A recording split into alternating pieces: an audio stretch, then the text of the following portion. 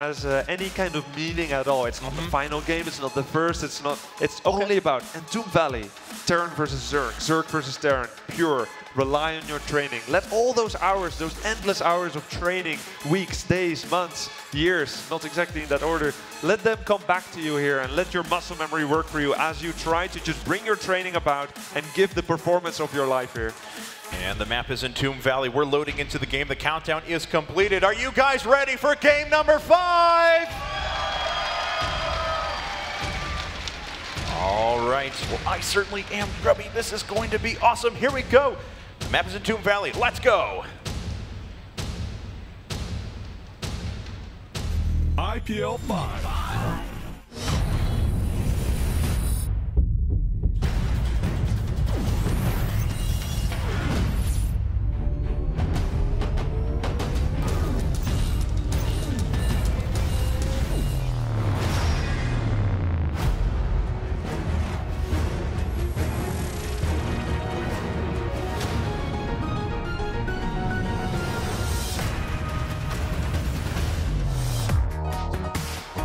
Welcome to IPL 5, Entombed Valley.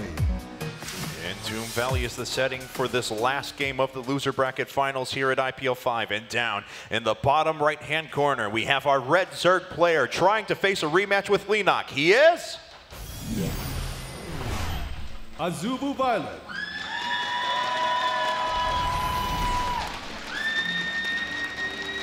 He's got to be reeling after that last game. It was a long, drawn-out affair, but we hope he has his emotions in check because he still has to take down this guy, our blue Terran player, the last Terran player in the tournament. He is... TSL Polt.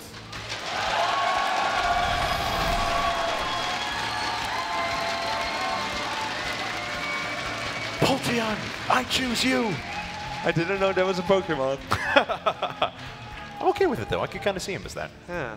All right. Well, we're on Entomb Valley. This is a very large map, and clearly lets us know what the vetoes were. It looks like Abyssal City and Antigua Shipyard, so that kind of makes sense, actually, if you think about it. You think Polt removed Antigua and Violet removed Abyssal? Or maybe the other way around. Yeah. Yeah, probably. Yeah, those 11-11 racks, those quick builds on Antigua are so devastating to try and deal with. Let's see what both these players offer now. Again, a command center first for Polt, but being a lot more safe about it this time. Like we saw in game number 1, it's going to be put on the high ground. Yeah, and one more thing that, of course, welcome in, have some tea. No, don't come in. Greet you with a drill. Make up your mind, Paul. Do you want to let him in or not?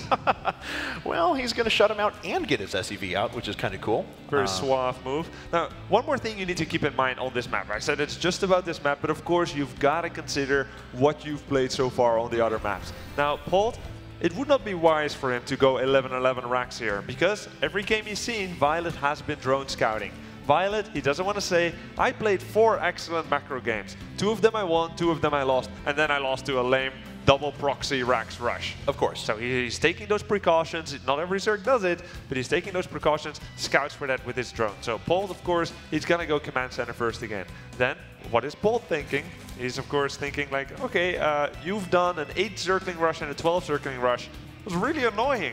Did quite a lot of damage. So now doing that wall off and keeping those Marines behind there. Maybe not trying to land his command center quite as quickly until he can get a read on whether Violet or not is doing another one of those Zergling rushes. Now, this has already been a totally different game than our last 4 for a couple of different reasons. Command center was built on the high ground, so there's not a big Zergling play that's coming out of Violet for obvious reasons. They would just be throwing those away.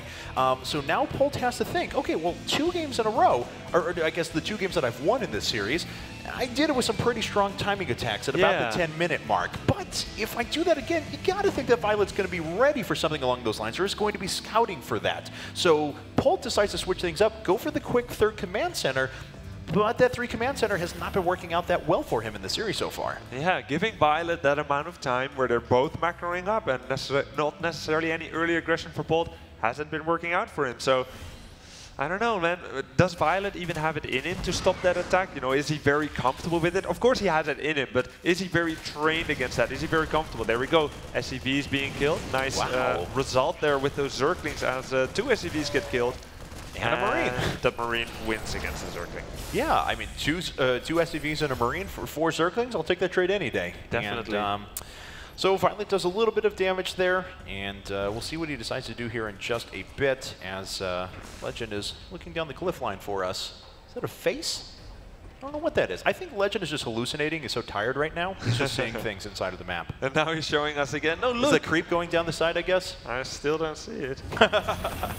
Well, we do have a Roach Warren coming up right now. No, you're right. It's the creep going down the side. That's a nice little physics effect that Blizzard added. Yeah. But, see, no creep here, says Legend. Thank you, Legend. We appreciate that. Violet, though, this is a pretty early Roach Warren. Yeah, big round of applause for Legend, by the way. The entire weekend, he and Heaven actually observing for us. It's those little extra touches, you know? Yeah, absolutely. Even the Warhorn for him. Okay, we have really cool things that are happening right now. We have a really early Roach Warren and a lot of supply up for Violet. He's going to do a strong, and that's Heaven. Thank you very much, Gum. But we have the double factory 3 at a time Blue Flame Hellion build coming out of Polt. This time with 3 command centers to back it up. On the flip side of things, it's actually a strong mech build so far. Already opening with tanks and Blue Flame Hellions and 11 roaches coming out of Violet. All right, so now we don't see triple Hellions coming out just yet. He's using that tank. He's using that factory with the tech lab to make tanks. That's going to be very, very important here and helpful against the massive roach play that Violet is doing here. But the thing is that he's got to wait for Blue Flame to actually research because he's only got 1 factory with a tech lab, so he's not going to be able to start his siege tech for a decent period of time. And those roaches are going to get there before they're and clumped up, I should say, before that siege tech is done. Now, Polt is not going to do anything crazy, like send in some Hellions to try and do some harassment while this attack is coming. He's going to focus his full power on trying to defend this attack, but he's not being too flustered. Still, he's macroing, he's making 2 barracks, and maybe he feels like he can hold this off. Getting siege tech, of course, is not going to finish in time. Tank is going to do really good against the roaches, and wow, he rebuilt that supply depot really quickly. And again, he rebuilt it again and again. Oh, that's fantastic! And he's keeping everything on the outside. The splash damage for the Hellions is amazing. And even though he's losing resources each time at this, he holds perfectly. What a brilliant heads-up play from Polt. That was amazing! I couldn't believe my eyes, man. I got goosebumps. That was awesome. And Violet is falling back on his economy now, but Polt is in a magnificent position. He's on 3 command centers now. Violet's certainly doing his due diligence with his mechanics, getting his creep spread everywhere through the middle of the map, working on 3 hatcheries himself. And here come the roaches one more time. Dude, I feel so good and happy right now. I just wish I could say "and again" all day long. Well, 1 more supply depot goes down. These roaches, they're going to be annoying. They're trying to pick off a couple more structures, but that just forces a cancel. And one of those roaches that goes down that does significantly hurt Violet. Yeah, that siege tank was just out of range, wasn't able to reach with its siege on those roaches, and the roaches kept back very smartly, very precise play there by Violet, as he just took down a Hellion here and a supply depot there. But Polt, definitely, he's stabilized, he's got his 3rd orbital, and he's got a lot of Hellions with Blue Flame, which are looking to get angry in return as soon as the roach threat has kind of passed. All right, well, these roaches are being dealt with very effectively. Polt is poking out there. He's willing to take a little bit of damage as he forces those roaches back again and again. Baneling Nest coming up for Violet now. Macro Hatch. Things are looking pretty normal for him at the moment. Polt, though, really investing into his infrastructure. Already going up to, I believe, 5 barracks, something like that. Maybe 5 or 6, actually, and double factory off these 3 bases already. So setting back his army just a little bit to get everything in place, and then he's really going to be able to power out units here in a second. Yeah, and Violet's 3rd base was later. His infestation pit is only just starting at the 11-minute 30-second mark, which is quite a lot later than usual. So maybe Polt can use this double tank production with all those barracks to attack before there are infestors on the field. I'm not sure if that's realistic or whether that's usual, but we did see that Violet was very, very greedy here. 75 drones off of the back of that roach attack, and he's making 5 more. So he's looking to get about 80 drones or so, and he's just on 40 Zerglings and 5 roaches. And what is he making right now? 6 Zerglings. His infestation pit is finished. He's going to be starting Pathogen Gland soon, and he's also able to morph in a lot of Banelings. And that, of course, is a very scary army, and it can crush any advancing Terran army that is moving out too soon. That's right. And Polt now, I mean, he's only got a starport coming up right now. I think if it had been a situation where one of those barracks or something like that had been a starport in its place, he maybe could have hit with a couple of medevacs in addition to those tanks. But now it's a little bit more difficult. All right, so let's go ahead and see here as an armory pops up. That'll time nicely to get 2-2 upgrades on the way. And Baneling speed, really everything relevant for Violet at this point is hitting. And he's already getting that Hive Tech, of course, with that Spire. So very quick Infestor Broodlord once again for him. Yeah, and of course he's looking to see if Terran is going to be moving out. He wants to keep control of that center location, but for now the Aliens are going to stop that. Is Polt going to expand the scan here? I guess not. He's afraid that he's just going to be wasting the scan, trying to kill tumors, and then Violet's army will swoop in and it would just be a waste. Polt for now just maximizing his economy. To be fair, his army was a little bit on the late side, so his upgrades weren't quite lined up. But it's not too terrible as Polt just tries to get to a healthy economy before thinking of possibly moving out. Now, the 2 games that Polt lost did end in Infestor Broodlord. And a kind of a common theme between those was that he was not prepared in time. He did not scout those in enough time. He did not put his infrastructure in place. And once again, he's not picked up on this quite yet. We certainly hope that's going to change. The Zerglings are going to flood on through. The tanks are very clumped up, but they get some very nice shots. Baneling's actually rolling through the middle. The tanks are going to take most of the punishment, but that allows all of the bioforces to survive. So Polt actually pushes back that position. Of course, that's just being replaced by purely Zerglings right now. Just a couple of Infestors on the field already, a few more being added on at the moment. Now there was a slightly better trade for Violet because the tanks were so clumped up. One would wonder what happened if he just spread them out a little bit as he was moving. Even if he was late to siege up, it would be a little bit better for him. But as it stands, there was a great trade for Violet, once again hitting at the perfect time, and now Violet's upgrades are finishing. 2 upgrades for Zerglings as well as burrowed upgrade. And we know how well Violet uses those Infestors with burrows. And as we stated, there he goes with that Infestor burrowing just to spot for now and throwing up some infested Terrans right before the fight most likely. That's right, but that Greater Spire's halfway done. Still, Violet has, Polt has no indication of this, and it looks like Violet wants to make this fight right now. Now the tanks are spread out a little bit better this go around, but the Marines are actually in not that great of a position. They're actually being surrounded very quickly, and Polt is already being driven back. Violet with a very nice engagement there. Yeah, Violet won that fight pretty decisively, and the big difference here is that Violet was on 2-2 and Polt was only on 1-1. That is the difference here. The double evolution chamber were not killed. The armory was a little bit late, and even if the armory wasn't late, that was still a move out before he could have had 2-2. So Polt maybe getting a little bit over-eager. It's so hard to say. Of course, he feels that time clock. He doesn't want to go up against the Infestor Broodlord and is trying to move out there. But on this map here, it's very difficult to get a kind of defensive position. He was caught right there in the middle, and Violet had all the space in the world to do a big surround on him. He doesn't want to face Infestor Broodlord, but he's going to face Infestor Broodlord as the Broodlords are morphing in right now, and he has to get prepared for those. Drops making its way around the side, doesn't see a 5th base, and it's actually going to put some decent pressure on the 4th here in a second as a lot of units are out of position, but Polt still needs to get a read on these Broodlords very, very quickly, or we're going to find a repeat of games number 2 and 3. Yeah, we see no preparatory starports being thrown up as Polt is just pouring all his resources into getting the most badass ground-based army possible to try and beat Violet's army.